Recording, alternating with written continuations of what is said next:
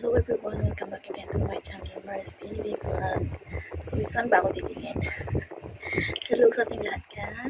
Hello. Namiss ko kayo guys. Sa lahat mga nanonood. Sana wag niyo skip yung ads na dahil dyan tayo. O diba? So, ayun nga guys. Basta wag niyo skip yung ads guys kasi dyan tayo kumikita. Kahit konti lang yung viewers, basta wag lang skip yung ads is okay na. So, yun na. Bago magsimula, please don't forget to like and comment, kung nasaan man kayong lugar at pinapanood nyo yung aking video na to, Actually, nandito lang naman ako sa aking kwarto, At wala naman ako ibang mapuntahan dahil bukas pa naman yung rest day at nagpapahinga lang ako ng konti, And then, before that, maliligo na rin ako mamaya. So, ayun, pagbigyan niyo muna yung aking kahilingan. So, ayun nga guys, So, ayun, eto nga pala si Mars TV Vlog, Siyempre, paulit-ulit lang tayo, Meron akong, konting chika-chika, dahil, sa ating mga, yung sa ating pamumuhay, diba? Avoid yung increasing your lifestyle, Yun lang naman yung i-share ko sa inyo at yun lang po yung pwede kong i-share muna kahit na papano, konting kurot, diba? Ano ba yung avoid? Avoid increasing your lifestyle, So, ayun nga guys, pagbigyan ko na yung aking beauty dahil girly yung aking hair. So, ayun nga guys, dahil isa tayong OFW, at eto na nga, dapat natin iwasan, ang natin yung pataasin kaagad ang ating lifestyle, ang ating pamumuhay, kumbaga, dahil tayo mga OFW, kahit hindi tayo OFW, at kung naka-jackpot tayo kahit papaano ng ating trabaho or something na may business tayo, please lang guys, kung hindi pa naman stable ang inyong work job, ang inyong business or whatsoever na ano bang ginagawa nyo sa buhay at paano kayo kumikita, please lang, dahil ano naman, diba, dahil sa ating pamumuhay ngayon, dahil sa inflation, at sana makinig tayo sa mga ibang mga nagsasabi na ay grabe, bakit kaagad ng lifestyle niya, tinas kaagad niya yung lifestyle niya, binago niya kaagad yung kanyang lifestyle, hindi pa naman, kakumpisa pa lang naman niya at kakaangat lang niya ng konti at konti pa lang naman yung progress ng kanyang bumuhay, kanyang kinikita, kanyang business, diba? At agad-agad na itinaas yung kanyang lifestyle, kumbaga, I mean is, kunwari, ikaw diba ako sa isang company, at okay yung sahod mo, at maganda-ganda naman yung sahod, at ikaw naman ay gusto mo naman kaagad na iangat ang iyong lifestyle, in-increase mo kaagad yung lifestyle mo kasi kaya mo namang kitain yung ganyang kahalaga at kaya mong bayaran. Kumbaga, let's say, for example na lang ganito, dahil nagko-commute ka araw-araw, porket tumaas ang iyong sahod, umangat ka sa iyong job, at gusto mo naman din na syempre iangat ang iyong sarili porket kumikita ka na ng ganun at kaya mong bayaran ang mga ano mo sa buhay, and then gusto mong magkaroon ng sasakyan agad, gusto mong magkaroon ng sasakyan. Alam ko guys, maraming mga kabayan ng ganyan ng gusto, konting angat lang, ay konting pagtaas lang ng kanyang sahod, konting promote lang sa kanyang trabaho, tumataas na rin yung kanyang lifestyle, yung kanyang pamumuhay, titinaas na niya, kumbaga. So yun, doon nagsisimula ang pagbagsak ng isang tao kung agad-agad niyang itinaas ng kanyang pamumuhay sa buhay niya, Kumbaga, bumili ka dahil gusto mong itaas na agad ang kanyang lifestyle, bumili ka agad. Let's say, hindi ka naman bumili, kumbaga, dahil hindi mo pa naman kayang, bumili ng instant na new car, na cash, gusto mo agad na kumuha ng hulugan na sasakyan para sa'yo. Kasi nga, ang alam mo sa sarili mo, hindi na tumaas na agad-agad yung sahod. So, ang inisip mo, kayang-kaya mo ng bayaran, hulugan ang monthly payment dahil sa sasakyan na yan, no? Dahil sinasabi ko, no, bakit kailangan mong taasan agad ang iyong pamumuhay kung hindi pa naman stable ng gusto ang iyong career or business, no? So, dapat iwasan natin yan, guys. Dapat iwasan natin ang magbilisang pagtaas ng ating mga lifestyle kasi nga hindi pa natin alam kung hanggang saan talaga ang iyong trabaho or ang iyong business, no? At hindi ka pa naman talaga totally na sa iyong pamumuhay. So, ayun, bigla mo itinaas ngayon. And then, syempre, for 1 year, 2 years, sige, okay pa rin ang iyong lifestyle, no? Okay pa rin. At lalong mo tinaas dahil may monthly kang payment, dahil bumili ka ng isang sasakyan, no? At yun, ang hinuhulugan mo naman, caring mo naman yun, guys.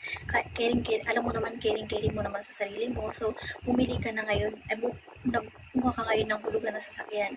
And then, hindi mo naiisip, no? At gusto mo rin kumuha ng magagarang mga damit, expensive na mga damit, ganoon. And other that, no? Kumuha ka rin ng housing, no? Nagkumuha ka rin ng condo mo or ng ano mo para lang, syempre, may sasakyan ka, syempre, kailangan mong tumira sa condo or bumili ka ng mga iba't ibang klase ng mga mahaling damit, no? Dahil, syempre, gusto mo rin talagang itaas ang yung lifestyle. Pero, hindi po pala nalalaman na ang mga yun ay pansamantala lamang, no? Dahil hindi mo pa naman alam na kung ang business mo or yung working job mo na yun is okay siya talaga, no? So, ayun, no, dahil sa kamamadali mo, gusto mong iangat agad ang yung lifestyle, no?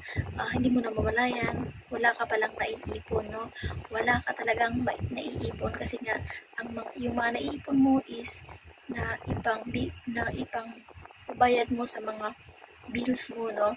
Like, yung pagbabayad mo, monthly amortization, monthly sa iyong car, ang yung mga ginagamit or mga damit mo, kailangan halos lahat bago, no?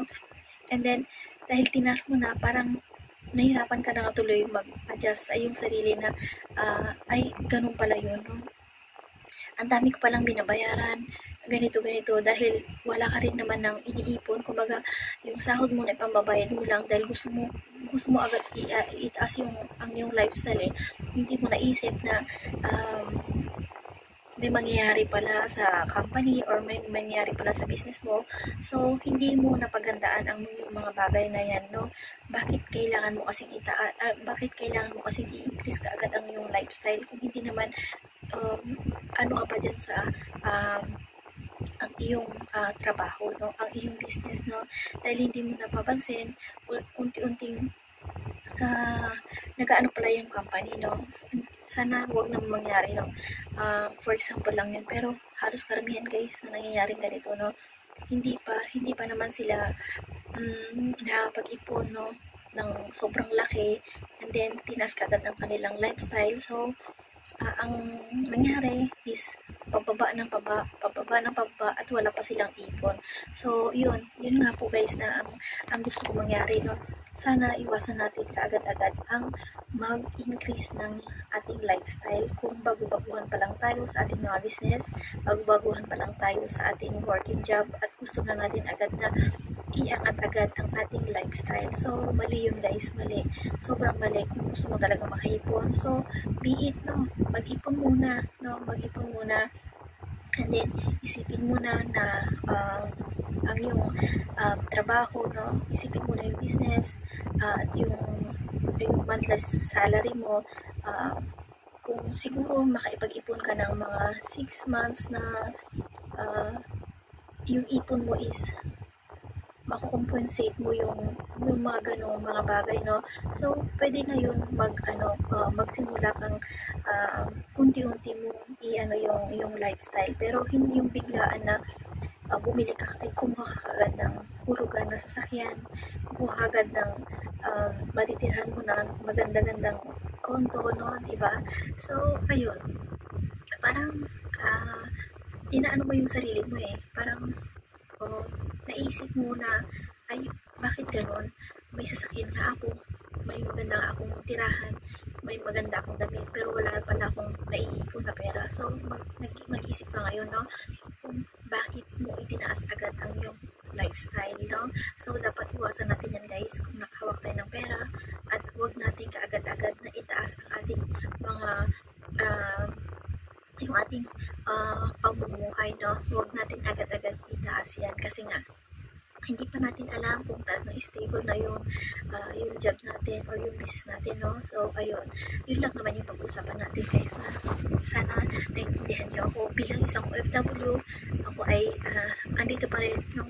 Andito pa rin kung ano yung yung goal ko, no? At kahit pa paano, no, natutupad ko na rin at hindi ko talaga itinaas ang aking lifestyle kasi nga may mas inuna pa ako nag-ipon, no, bago ko nagpagawa ng bahay. And then, syempre, inuna ko muna yung pangailangan aking pamilya at hindi ko inuna ang aking kaprityuhan or ang aking lifestyle na hindi ko kaagad in-increase kaagad yung lifestyle ko. So, ayun. I'm so blessed kasi nga okay sa alright naman yung business namin. Hindi ko naman kaagad-agad pinaganda ang aking bahay, although kahit pa paano, no, nakakaraos pa rin naman. So, ayun, ang gusto ko lang maipayo sa mga OFW, no, na pag tumungtong sa abroad, no, wag agad-agad yung sarili, no, na porket kumita ka ng monthly, no, let's say 30,000 or 35,000 or 40,000, no, or kahit na malaki pa yan, no, pansamantala lang yung trabaho mo. So, wag mo agad i-increase ang iyong lifestyle kasi nga hindi ka naman panghabang buhay na nagtatrabaho dito sa abroad. So, yun nga, guys, no, sana maisip ng mga ka-OFW or hindi naman OFW, no, na wag tayong magtataas agad. Wag nating itaas agad ang ating mga lifestyle, ang ating pamumuhay para hindi tayo bumagsak at hindi tayo magsisi sa bandang huli, no? At alam natin, no, karamihan sa mga OFW, no, makatungtong sa abroad, no, nagbabago lahat ang kanilang pamumuhay.